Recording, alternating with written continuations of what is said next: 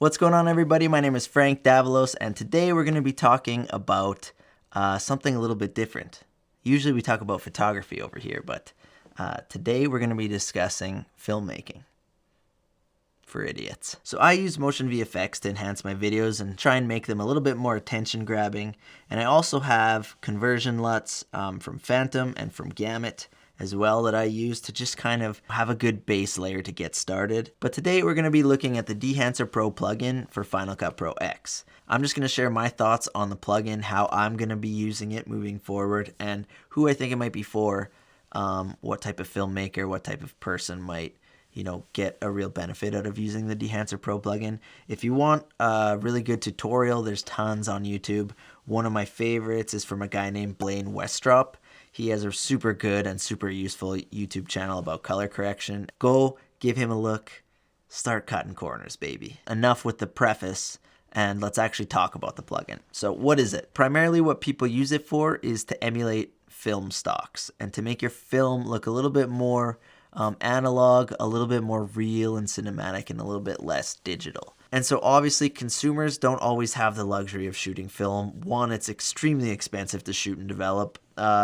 Nobody's shooting film really on the consumer or prosumer markets. It's all digital. And so to be able to emulate film is something that's super attractive to me. Even if it is fake, I still think it might help tell your stories. I actually went to Florida recently. I was at the Disney World Swan and Dolphin Resort, and I took a few just test shots just to see, what it might look like with emulating different film stocks outdoors in bright sunlight, and it was like fun to play around with all of the different effects. One thing I really liked about it is that there are a lot of different profiles and they're updated every time you open Final Cut Pro. You can update them manually. It's just like something that not all plugins always offer, and it's just really nice to be able to know that if they introduce something new or if there's a new camera on the market, that it might be updated through their profiles. So it's really cool that way. You know what? Rather than just talk about it blindly, let's just dive into some examples and you'll see kind of how it works. The first thing we're going to do is we're going to drop the Dehancer Pro plugin.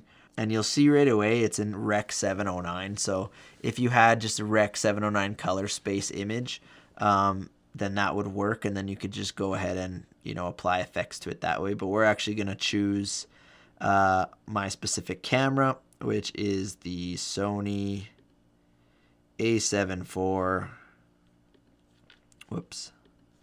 Sony A7 IV S-Log3 Gamma 3 Cine ISO 800. And so right away, like right off the hop, that looks like pretty good. Obviously it might be a little too hot in the right here, but overall, like, it instantly transformed the image, right? It doesn't look terrible.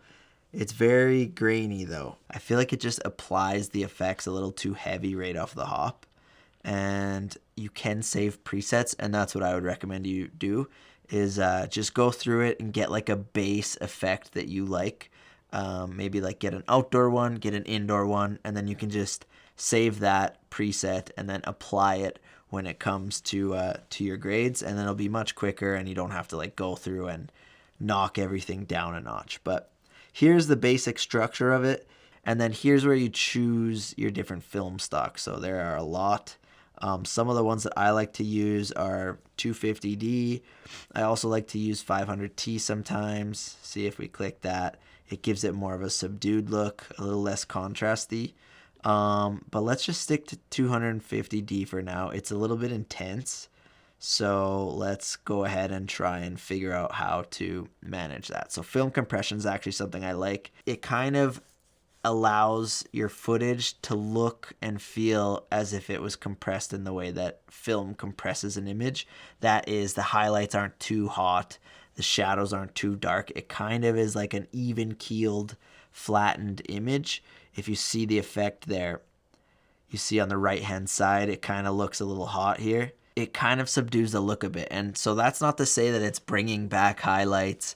If your exposure's off, it's not going to be able to bring them back. I think it's just going to help with the roll off, help it look a little bit more kind of like a standardized film image rather than so digital and like have the two extremes. I actually use this a lot. Sometimes I'll drop it a bit down, but I actually don't mind the default of this film compression. I think it starts off pretty good, so I'm going to keep that there. And then expand, basically this is just kind of, I think of it as like contrast.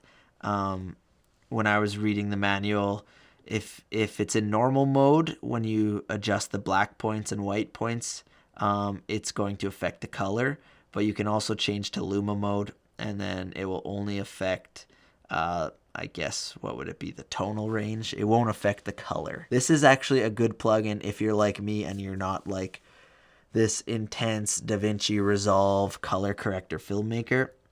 This will help you see what you can kind of do as just someone who is interested in this stuff and likes to learn about it, but isn't really, you know, trying to be making Spielberg films or something. If you look at the film grain, it obviously starts off super hot. So size of the film is 1. The amount is at 20. I literally like to put this at like 3 and then see how that looks. But definitely when I do look at this footage, there is something to be said about how it does make your digital image look very analog. And I love that. So bravo, Dehancer. Basically, I feel like you've achieved the one thing that most people are using it for. Another thing I like to use is the different print profiles. My favorite, and kind of the two that I think most people would use, are the Fujifilm or the Kodak print film here. I like to use Kodak, just see how it looks, see it. It's a little bit intense. That's what the Fujifilm looks like. I will take a look, maybe do analog range, because then it will bring up the shadows a bit. I feel like the analog range limiter reminds me a bit of the film compression. When you click it, it doesn't allow things to go to too far extreme. That's when you're using the print film profile. Sometimes I use it and sometimes I don't. It really just depends. In this case, I don't think I'm going to use the print profile for this one just because I like the way it looks without it. But I do use it in a lot of different other examples, and maybe we'll go through that in a sec. With halation, I kind of like to use this more at night or if there's like lights involved. In this instance, there isn't really a point to use it. I wouldn't really use halation in a situation like this, but you always could if you want. You know, it's totally, completely up to you. Bloom I kind of like. If you've ever scanned film and used the Negative Lab Pro plugin for Lightroom, the Lab Glow slider that it has is kind of similar to this Bloom slider. It kind of makes your highlights glow and have like this like sort of filmic look to it. And with Bloom, if I enable it, for example, you can immediately see everything's kind of like dreamy looking, you know? The guy all of a sudden popped up. I actually like the Bloom. I always like the Bloom. And so outside, inside, I always add a little bit of Bloom. It's just something I like to do. I kind of don't think we need, 100. So let's just go to like 30 or something like that. So that's Bloom. I like to do like maybe 30 is not even enough. Let's do like 60. If we turn it on and off, it'll be, not bloomy. If you look at the guy there, I know it's super choppy, but when I click it on, you can see it kind of just blooms a little bit. Blooms. Okay, so that's Bloom. You can add vignettes. And then it has some other stuff that I don't really mess with too much, like film breath, gate weave, etc. Monitoring. A lot of people do use the plugin for false color, and it's actually a really awesome little feature about it, is that it can monitor for false color, and I think a lot of people actually just use this plugin for false color. I don't know if I will use that as much, but because I have one on my Atomos Ninja 5, but that being said, you never know. Maybe I will, maybe I won't. And then one of my favorite things is you can adjust the total impact of this plugin. We could dive into one night example. I also shot this at like daylight because I just kind of wanted to see what that vibe would look like. Usually you would shoot this at a bit of a colder temperature, but I shot it at Kelvin temperature 5000 just to get a different sort of look. I wanted it to be like warm and fuzzy at Disney World or whatever. And also it's just a fucking clip, you know, it's nothing special. Okay, so right away we could either convert our LUT or we could add an adjustment layer. I'm actually just going to use Dehancer Pro right off the hop just because why not? I think one place where you might consider converting your LUT first and then using Dehancer Pro as an adjustment layer edit is when you don't know what ISO you shot at. So for the Sony a7 IV, you have options of ISO 800 or ISO 3200. So if you don't remember your ISO, or if you like shot at somewhere in between and you just wanted to like, I don't know, go by the code, if you will, what you could do then is you could just add a base conversion LUT to this like I did in the previous example, and then you could use Dehancer Pro. But in this instance, I'm pretty sure that I shot this at ISO, this is the wide lens, I believe. Yeah. So this was my wide lens. So I shot this at ISO 3200. So what we're going to do is we're going to add the Dehancer Pro plugin here, and we're going to select the ISO 3200 option. So choose camera, select Sony camera. We're going to look at a7 IV. And then S-Log3 3200. And so right away, it instantly puts it into like a deadly spot. Like it already looks great. A little, you know, obviously the temperature that I shot it at was like kind of dumb, but it is what it is. So one thing you could do though, if you didn't like that, actually let's change this to 500T. And I like this more subdued nighttime feel of that. It's a little bit less contrasty. If you want, you could push it a bit and it will affect sort of the contrast and the colors in the same way that it would if it was film, which I actually think is like fun. Like it's really cool to feel like you're getting imperfections in your footage. In this instance, let's apply some halation. I'm going to leave the film compression off just because it doesn't really do that much. Let me see. Okay, let's just turn it on, whatever. So if you want to see the expand, you can see you can increase. Let's make it a little bit more contrasty. Just for shits and giggies, you know. Just for some shits and gigs. Print, we could do print if you want. Like it does add kind of a cool vibe to it. I like this one actually, so yeah, I like that. I'm going to back off the contrast just a slight bit. I just feel like it was a little too heavy. Film grain, again, I don't like it too hot. I like it usually between like 2 to 10. Like I don't think it needs more than that, but some people are different. Film resolution, I would assume that just means like how much is resolved after the grain is applied. So I usually just leave that at 50 to be honest. So halation. So here's where you could have a little bit of fun. If you look at this Starbucks sign, for example, just keep your eye on it. When you add halation, you see the instant red that you get in like Cinestill film or at the Kodak Vision film. Let's just see how much we can affect it. We could amplify it so that it's really red. Let's see.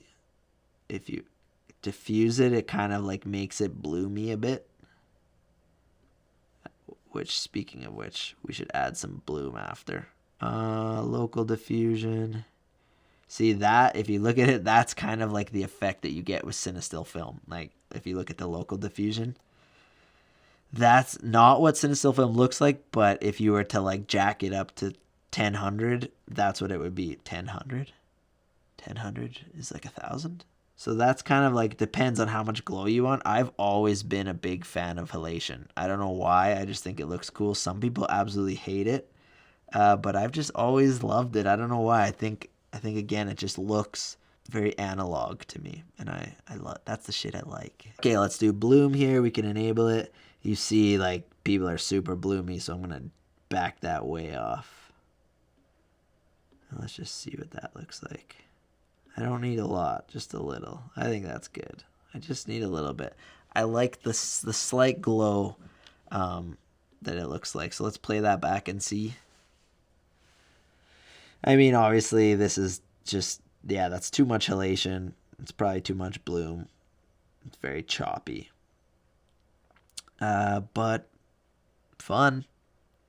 Okay, so now that we've kind of talked about all of the things, I've been sitting here for an hour just having fun playing with this. One of the things that I just want to kind of touch on, things I don't like about this plugin. I actually think that this plugin probably isn't for everybody. If you have the money to spend on it, sure. I think it's like $400. So it's a pretty expensive plugin. But one of the things that I think makes it a good value is the fact that there are so many different cameras that you can use with it. I think you might even be able to use, you can use like an iPhone. Basically the log footage that you get out of Filmic Pro, which is like super cool. It gives you a lot of different camera options, whereas some plugins are always just like specifically to one camera. Like for instance, if I buy a conversion LUT, it's usually just for one specific camera, and it doesn't allow you to convert all. Like for instance, me, I have a bunch of cameras from Fujifilm, from Sony, and sometimes I like to use Fujifilm for video just because it's something different and something fun. This gives you the chance to do that. I think the downside though, since we're talking about Fujifilm, is it only gives you the option to select the X-T3 and the X-H2S. Why wouldn't you also include the X-T4, the X-T5, the X-E4, even the X100V, because it's such a popular camera? Although, I don't know. I guess I understand why they might not include the X100V. But like, let's say the XE4, that can shoot 10-bit 422 from an external recorder. So why wouldn't you have the log footage, the F-log footage in here? I don't know. That's kind of a bummer, to be honest. But overall, I think it does offer, a fair amount of compatibility. I think there's a lot of different options. If you, use Red cameras, Canon cameras, all of that stuff, it's there. If you use Blackmagic cameras, So I think that that's awesome. It is a little frustrating that the Fujifilm profiles are so limited, but that's whatever. The biggest thing for me is just it's not very well optimized. I feel like it runs super slow on my machine. And I run a MacBook Air, an M1 MacBook Air, and it's probably not the best computer ever, but it's a really good computer, and it's much better than any computer I've ever had previously in my life. And yet I have a really hard time running this plugin and being able to like play it back super seamlessly and smoothly, and be able to like accurately tell how my footage is going to look once it's exported.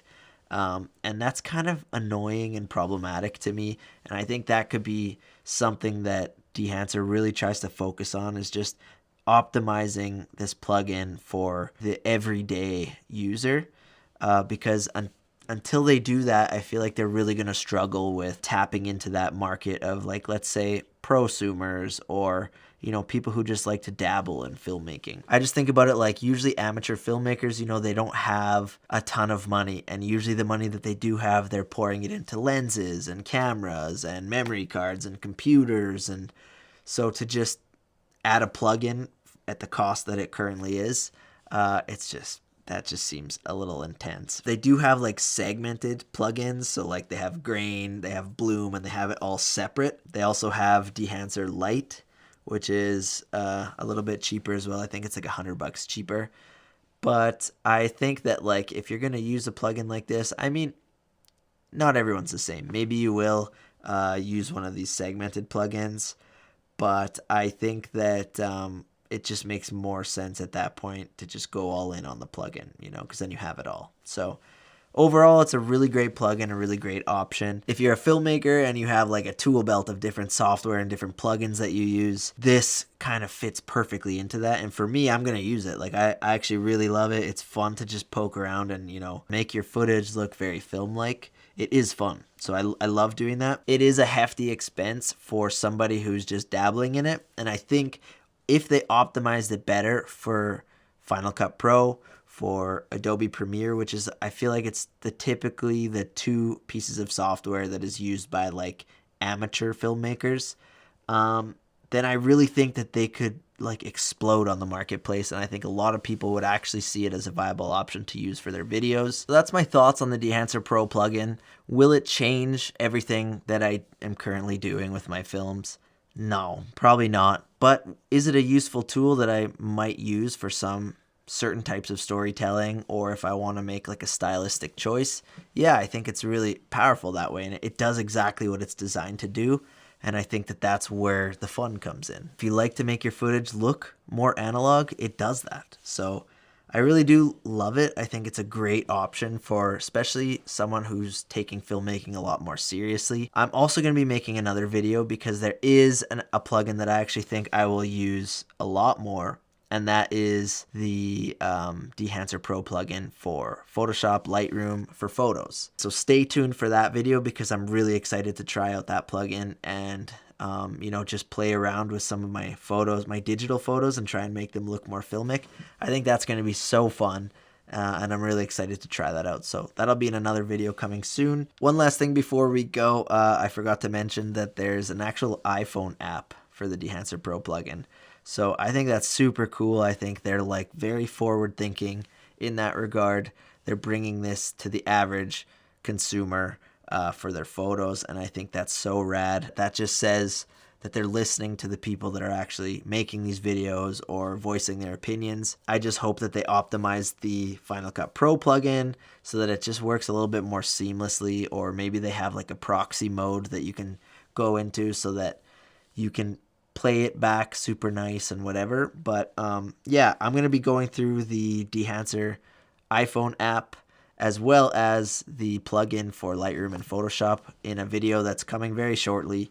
And I'm super excited to try that out because I feel like that one specifically I will actually use, and I will use it a lot and maybe all the time. So stay tuned for that video. That's it. That's all. Thank you guys so much. I hope you guys got something out of this video. If you did, feel free to drop a like, maybe you know, hit the subber button. I just appreciate you watching nonetheless. So thank you so much.